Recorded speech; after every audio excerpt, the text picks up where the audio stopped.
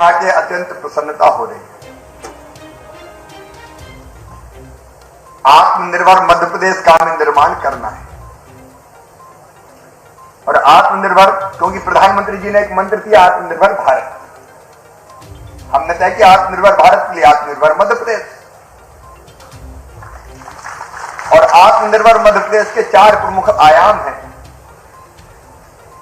भौतिक अधोसंरचना, सुशासन, शिक्षा, स्वास्थ्य,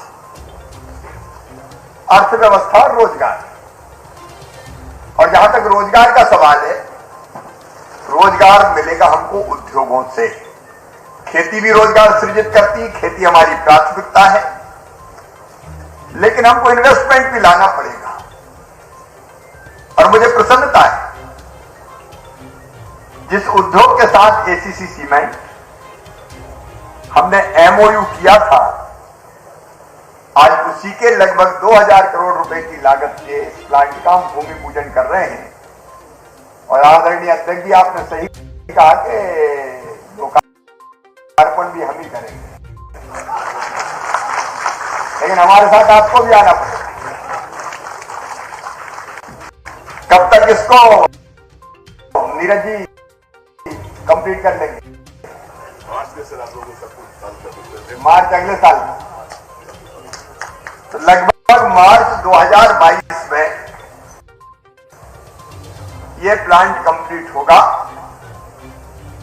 और उसके बाद बुलाएंगे, हम लोकार्पण करने आएंगे, उद्घाटन करने आएंगे। और देखिए हमारे काम करने की गति, माइनिंग मिनिस्टर बैठे, इनके पास फाइल आने के विदिन 40 मिनट्स हमने लीड सैंक्शन कर दी 12,000। तो हम चाहते हैं तेजी से। अभी कटनी जिला तो माइनिंग की खान है, अब इसका ठीक से दोहन करना है हमें, इसलिए कि हम बच्चों को रोजगार दे सकते हैं। और इस अकेले प्लांट से लगभग 5,000 लोगों को डायरेक्ट और इनडायरेक्ट रोजगार मिलेगा। इतना जरूर हमारा स्वार्थ है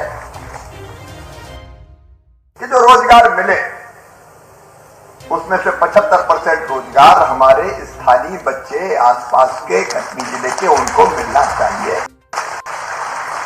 दूर से अपन भी काहे को लेते हैं, यहीं के बच्चे लग जाएं, आएंगे, काम करेंगे। और मध्य प्रदेश वाले बच्चे काम भी बहुत बढ़िया करेंगे, यहाँ मैंडेज लॉस नहीं है, चाहे जो मजबूरी हो के नारे नहीं लगते।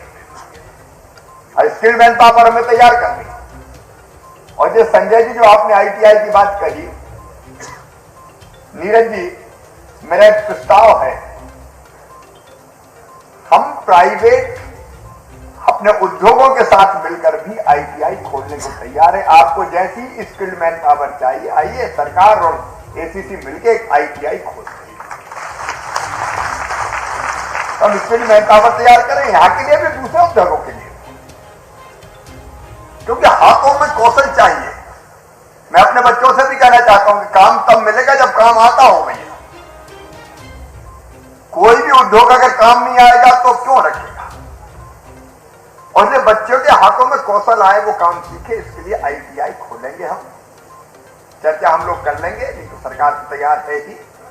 मैं उद्योग की बात इसलिए कर रहा हूं कि जैसे चाहिए वैसे ट्रेंड स्किल्ड मैन पावर हमको मिला, विशेषकर माइनिंग के क्षेत्र में जैसे लोग चाहिए। अकेले एसीसी प्लांट नहीं, और भी अनेकों खनिज यहां है, उसकी हम न केवल माइनिंग करना चाहते बल्कि माइनिंग करके प्रोसेसिंग भी यही करना चाहते हैं, ताकि यहां रोजगार के अवसर लगातार बढ़ते जाएं।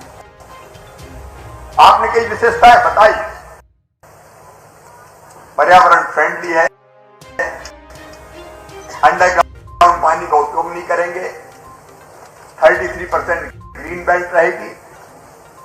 आज ये ध्यान रखना बहुत आवश्यक है। और एसीसी की जो प्रतिष्ठा है 80 साल की, अभी संजय पाठक जी मुझे बता रहे थे कि जब पहला प्लांट आपका लगा तो उनके ग्रेट ग्रैंडफादर ने उस प्लांट को कॉन्ट्रैक्टर के रूप में बनाया था, बनाने में इनका योगदान था। कुल मिला के ये प्लांट इस क्षेत्र की आर्थिक दशा को बदल देगा। सरकार सहयोग करेगी पूरा।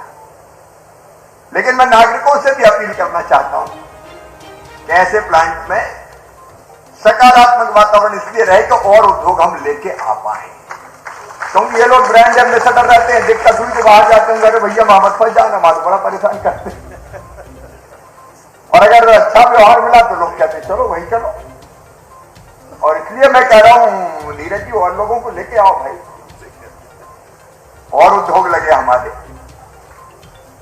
यहां। आपने संजय जी कुछ चीजें कही है और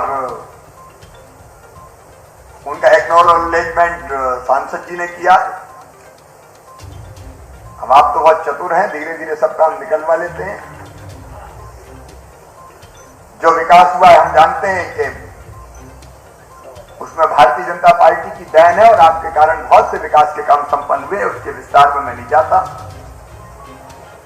आपने कैमोर बरही विजय राघवगढ़ के बाईपास रोड की बात कही है, वो बनाने की व्यवस्था की जाएगी, हम लोग ऑलरेडी तय कर चुके हैं।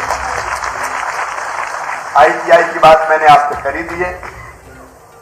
एक पिपरिया बगेहा नदावन सुतली खटोली मार्ग की हालत आपने बहुत खराब बताई है, उसको भी ठीक कर देंगे, क्या दिक्कत है, अपन ठीक करने के लिए तो है। इसलिए तो 7 साल में दोबारा लौटे आए, नहीं तो गड़बड़ी हो जाता। और बाकी भी जो विकास के काम है वो तेजी से करेंगे। जन कल्याण और विकास यही अपना लक्ष्य है। आज मैं विशेष रूप से बधाई देना चाहता हूं मेरी बेटी अर्चना केवट को। आप भी तालियां बजा के उसका अभिनंदन कीजिए। बेटी है तो ही कल है, और महिला सशक्तिकरण की प्रतीक है।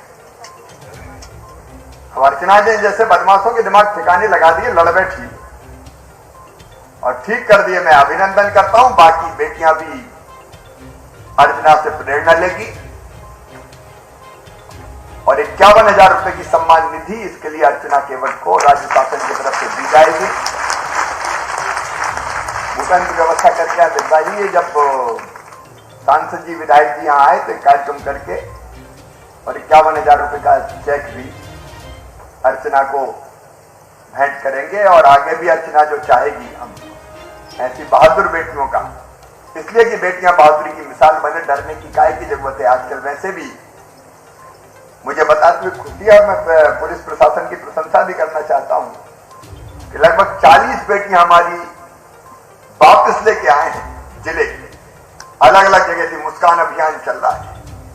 बेटियों की तरफ गलत नजर से देखने वालों को हम किसी भी कीमत पर छोड़ने वाले नहीं हैं, उनकी सुरक्षा हमारी जवाबदारी है और उस दिशा में लगातार हम प्रयास कर रहे हैं। अब क्योंकि समय नहीं है और पायलट कह रहा है जल्दी आ जाओ, पंखा भी चालू कर दिया, इसलिए मैं अपना भाषण समाप्त